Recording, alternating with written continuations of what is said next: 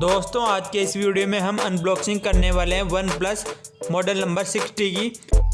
यह 1 नवंबर 2018 को लॉन्च कर दिया गया था इंडिया में। यह 185 ग्राम का है और इसमें एक कलर दिया गया है ब्लैक। दोस्तों बहुत ही अच्छा खासा मोबाइल है। दोस्तों वीडियो शुरू करने से पहले आप सभी से एक छोटी सी रिक्वेस्ट है।